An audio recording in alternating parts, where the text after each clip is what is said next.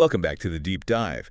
Today, we're going to tackle a story that's, well, it's equal parts inspiring and intriguing. You know, you sent over this YouTube video about Anthony Vicino, and he went from, like, a staggering $80,000 in debt to a real estate empire. Yeah. I mean, like a real empire worth $70 million. Yeah. And get this, he did it all in just 3 years. That's right. And what's fascinating about Anthony's story is that it's not, it's not just about money, right? Like, it's not just about, oh, look at all this money he made. It's a masterclass in personal transformation. It really is.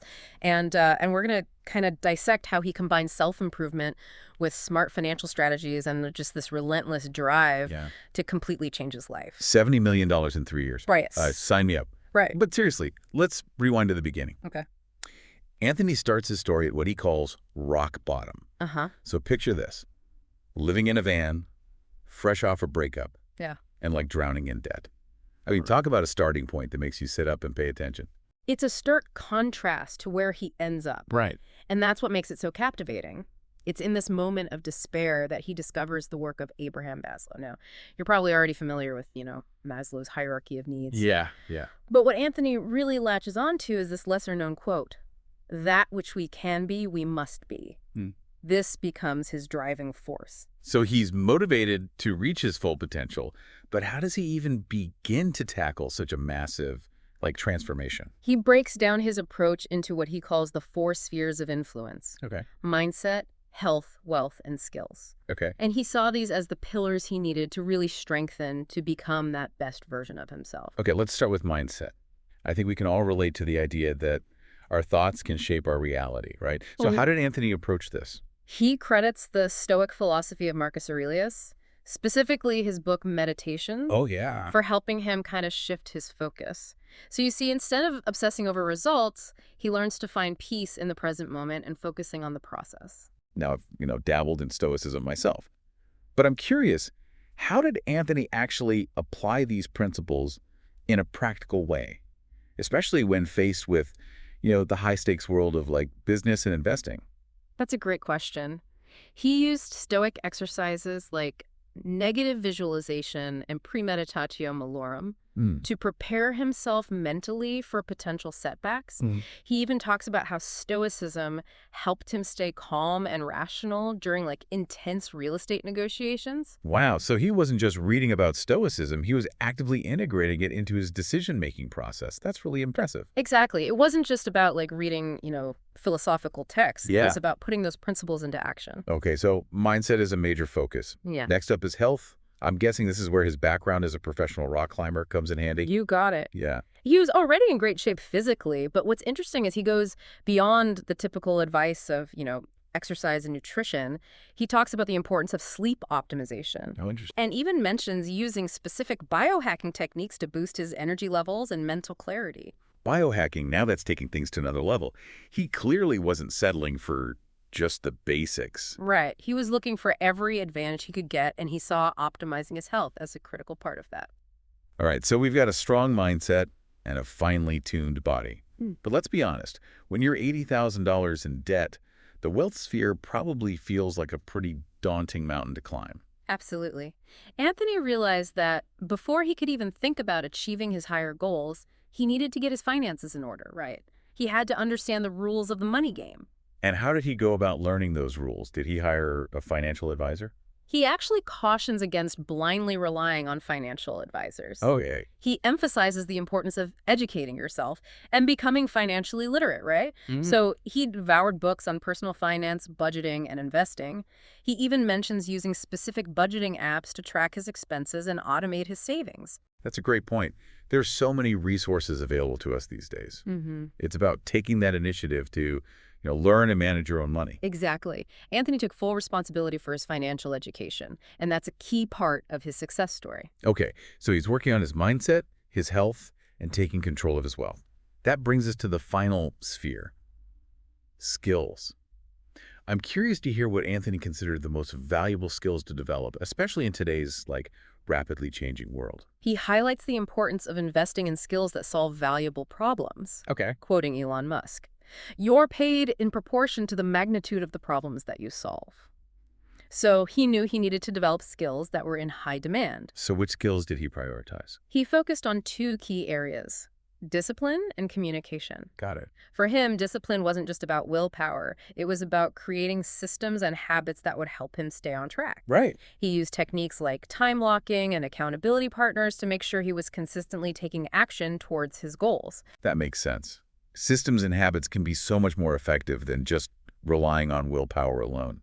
And what about communication? Why was that so important to him? He realized that being able to communicate effectively, that was essential for building relationships, networking, negotiating deals, and ultimately building a successful business. Hmm. He even talks about taking public speaking courses and joining Toastmasters to improve his communication skills. It sounds like he was really committed to becoming a well-rounded individual, not just focusing on one specific area. Exactly. He saw personal development as an ongoing process, a journey of continuous improvement Yeah. across all areas of his life. So he's got this solid foundation, but I'm guessing he didn't just sit around and wait for success to come knocking. What were his next steps? That's where things get really interesting. Okay. He knew he needed to take action and start generating income, but he also recognized the value of, coaching and mentorship. Okay. He even mentions that while he couldn't afford a coach at the time, he sought out free resources, like YouTube videos and online courses to learn from successful entrepreneurs. So he was resourceful and proactive, even when he was starting with limited resources. Absolutely. That's inspiring. He was determined to learn from the best, even if it meant starting with free or low-cost options. Welcome back to the Deep Dive. We're in the middle of unpacking Anthony Vicino's incredible journey from being buried in debt to building a multi-million-dollar real estate portfolio. Last time we left off with Anthony kind of laying the groundwork for his transformation. Yeah. Strengthening his mindset, health, wealth, and skills. He even mentioned seeking out free resources like YouTube and online courses because he couldn't afford a coach at the time. Talk about being resourceful. Resourcefulness was definitely one of his key strengths, but let's dive into how he actually started generating income. Remember, he was $80,000 in debt, so he needed to make some serious moves. Right. He had all this knowledge and a rock-solid mindset, but he still had to put it all into action. Yeah. So what did he do? He decided to launch his own business, and this is where things take an interesting turn. He chose to start a window washing business. Window washing. That doesn't exactly scream path to millions, does it?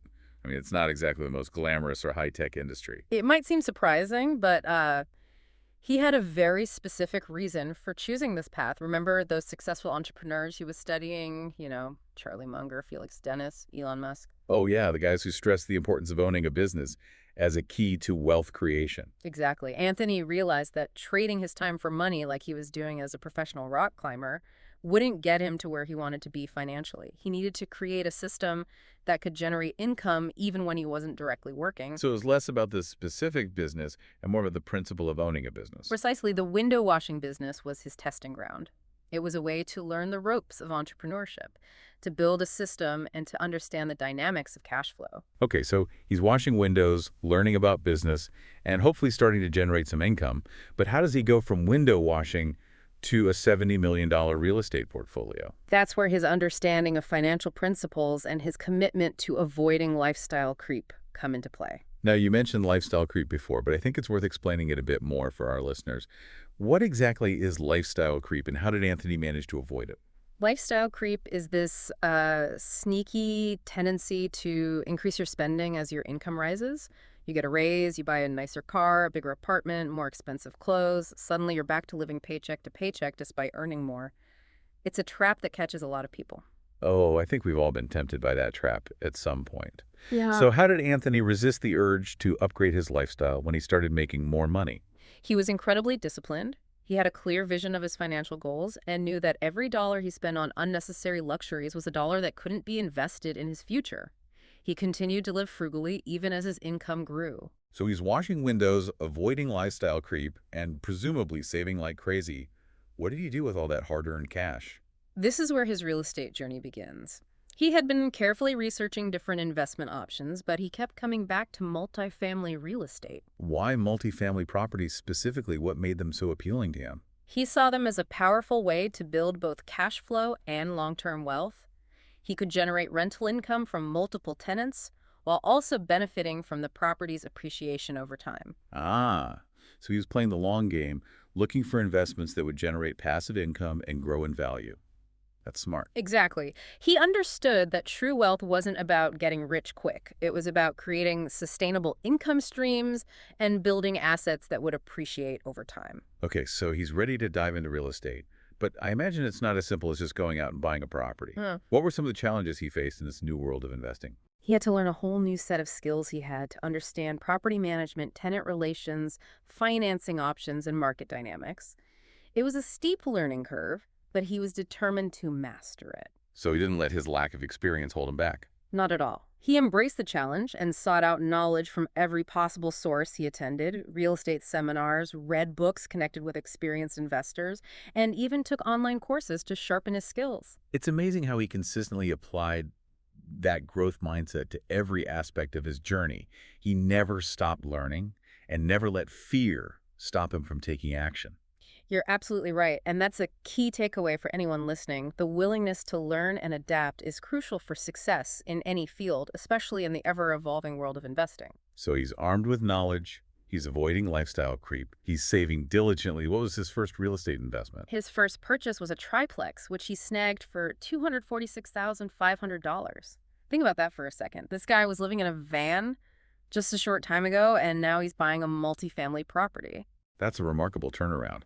But I'm sure it wasn't all smooth sailing. What were some of the obstacles he encountered as a new real estate investor? He faced his fair share of challenges dealing with difficult tenants, unexpected repairs, navigating the complexities of financing.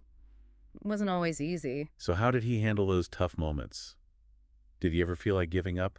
He talks about the importance of resilience and perseverance. He knew that setbacks were inevitable, but he didn't let them derail him. He used his stoic principles to stay calm, focus on what he could control, and learn from his mistakes. That's so important. It's easy to get discouraged when things get tough, but it's the ability to bounce back that really separates successful people from the rest. Absolutely. And Anthony's story is a testament to the power of resilience. He kept learning, kept adapting, and kept pushing forward even when things got tough. And that triplex was just the beginning, right? Yeah. How did he go from that first investment to a $70 million portfolio? That's a story for our next segment, but let me just say his success wasn't about luck or timing. It was about a combination of smart strategies, disciplined execution, and an unwavering belief in his ability to achieve his goals. Welcome back to the deep dive. Yeah. We're wrapping up our exploration of Anthony Vicino's incredible journey from, $80,000 in debt to a $70 million real estate empire. It's been quite a ride. Yeah. We've seen how he transformed his mindset, honed his skills, embraced frugality, and took that leap into entrepreneurship with his window washing business. And let's not forget that first real estate investment, that triplex he purchased for $246,500. Right? It's amazing to think that was just the beginning of his real estate journey. It really is. But before we dive into how he scaled his portfolio, I think it's important to revisit the personal development aspect of his story. Remember, Anthony emphasized that personal growth was his most important job. Right. He approached self-improvement with the same level of dedication and discipline that he applied to his business and investments. He was constantly learning, growing, and pushing himself to become better. Exactly. And one of the key principles he embraced was the Stoic philosophy, particularly the teachings of Marcus Aurelius. We touched on this earlier, but I think it's worth exploring further. Yeah, I agree. I'm fascinated by how he actually applied Stoicism in his daily life, especially when faced with the inevitable challenges of entrepreneurship and investing. Well, he talks about using specific Stoic practices to manage his emotions and stay focused on what he could control. For example, he used negative visualization to mentally prepare himself for potential setbacks.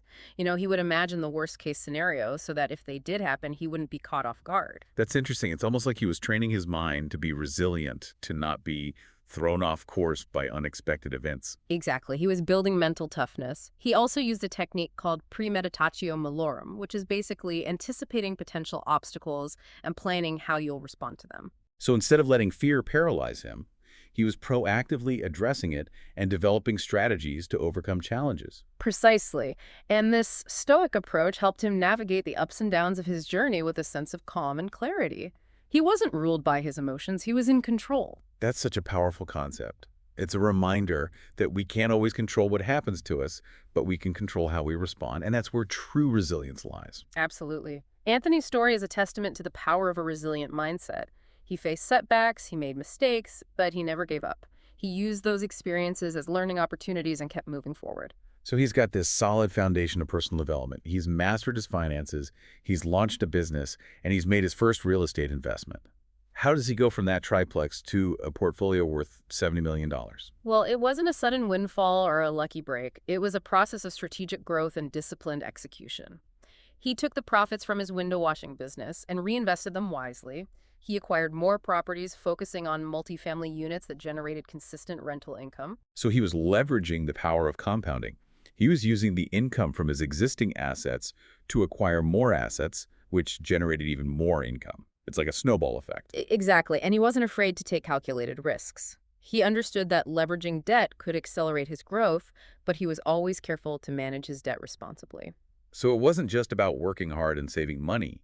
It was about understanding financial principles and using them strategically to build wealth. Precisely, he was playing the long game. He wasn't looking for quick flips or get-rich-quick schemes.